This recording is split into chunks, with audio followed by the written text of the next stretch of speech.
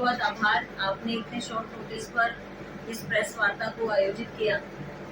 हमारे बीच में आज की इस प्रेस वार्ता में उपस्थित राजस्थान के वरिष्ठ नेता माननीय राजेंद्र राठौर जी, आप 7 बार के विधायक हैं, 4 बार के राजस्थान के कैबिनेट मंत्री हैं, नेता प्रतिपक्ष रहे हैं और इस चुनाव 2024 विधानसभा के नाते भारतीय जनता पार्टी की तरफ से हिसार लोकसभा क्षेत्र के प्रवासी प्रभारी के नाते, चुनाव प्रभारी के नाते यहाँ उपस्थित हैं। हमारे बीच में आपके उकलाना के ही नहीं कहूंगी मैं, हरियाणा के वरिष्ठतम भारतीय जनता पार्टी से जिनकी पहचान नहीं मैं कहूंगी, उनसे भारतीय जनता पार्टी की पहचान हरियाणा में है। हमारे बड़े भाई साहब माननीय श्रीनिवास गोयल जी, जो बड़ी सरलता से हमारा परिचय दे रहे थे। हमारे साथ में उपस्थित आपके विधानसभा के मीडिया के प्रभारी, मंडल अध्यक्ष और अन्य जो कार्यकर्ता बैठे हैं।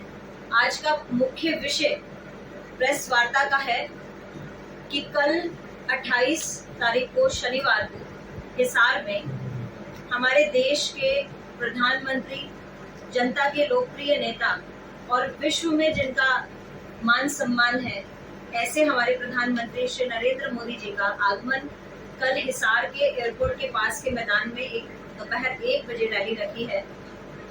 और ये रैली हिसार लोकसभा क्षेत्र की नहीं है, इसमें 23 विधानसभाओं की रैली है।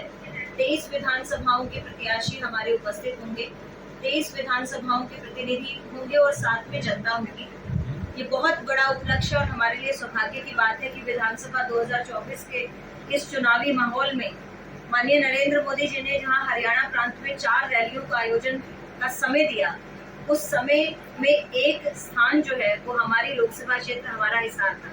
ये हम भारतीय जनता पार्टी के कार्यकर्ताओं के लिए बहुत ही अच्छी खुशखबरी है। आप सबके माध्यम से, क्योंकि आप चौथा स्तंभ हैं लोकतंत्र का, और इस लोकतंत्र के पर्व में आपके माध्यम से जनता तक ये बात पहुंचाना, क्योंकि लोकप्रिय नेता हैं माननीय नरेंद्र मोदी जी और उनको सुनने के लिए जनता बेताब रहती है। तो दोपहर कल 1 बजे शनिवार को एयरपोर्ट के पास वाले मैदान में पहुंचने का जो निमंत्रण है वो आप सबको भी देना था और जनता को भी देना था। मैं मुख्य बिंदु आज की प्रेस वार्ता के रखूंगी, विस्तार से माननीय राजेंद्र राठौर जी रखेंगे।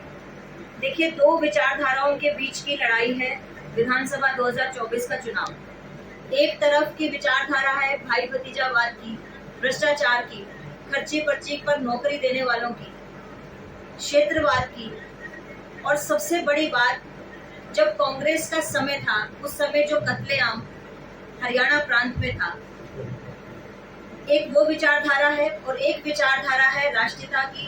जनता को तय करना है कि वो तीसरी बार भारतीय जनता पार्टी की डबल इंजन की सरकार बनाएंगे और हरियाणा को विकास के मार्ग की तरफ लेके जाएंगे।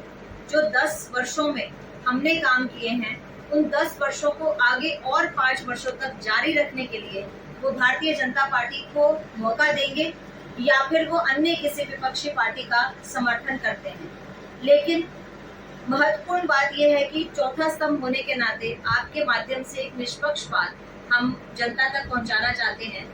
आप सबके सामने बहुत से वीडियो वायरल हुए पिछले दिनों, चाहे वो शमशेर गोगी जी का हो, चाहे वो प्रदेश अध्यक्ष उदय भान जी का हो, चाहे वो नीरज शर्मा जी का हो। आपने कितना स्पष्टता से देखा कि हमें प्रमाण देने की जरूरत ही नहीं है कि भारतीय जनता पार्टी की सरकार नहीं आती और किसी और की सरकार आती है तो वो सरकार के नुमाइंदे, वो सरकार के प्रत्याशी होंगे जो आज जनता के बीच में बैठकर खर्ची पर्ची पर नौकरियां बेचने का काम करने की बात स्वयं कह रहे हैं।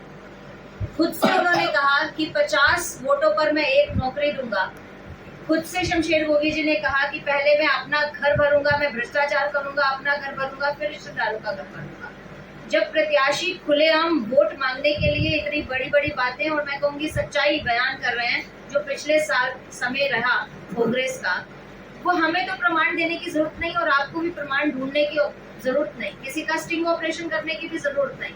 वो प्रमाण तो खुद ही दे रहे हैं जनता के बीच में बैठकर। जिस तरह से दलित विरोधी जो विचार है कांग्रेस के वो सामने आए, कुमारी शैलजा जी का अपमान, हालांकि विपक्ष ये बोलता है कि भारतीय जनता पार्टी कुमारी शैलजा का इतनी चिंता क्यों कर रही है, लेकिन चिंता जायज है। राजनीतिक क्षेत्र में वो भी काम कर रहे हैं, राजनीतिक क्षेत्र में हम लोग भी काम कर रहे हैं। और एक ही पृष्ठभूमि पर काम कर रहे हैं, हरियाणा प्रदेश की राजनीति में है। मैं महिला हूँ, तो मुझे तो इस बात पर आवाज उठानी ही पड़ेगी। आप दलितों का सम्मान नहीं करते, आप महिलाओं का सम्मान नहीं करते।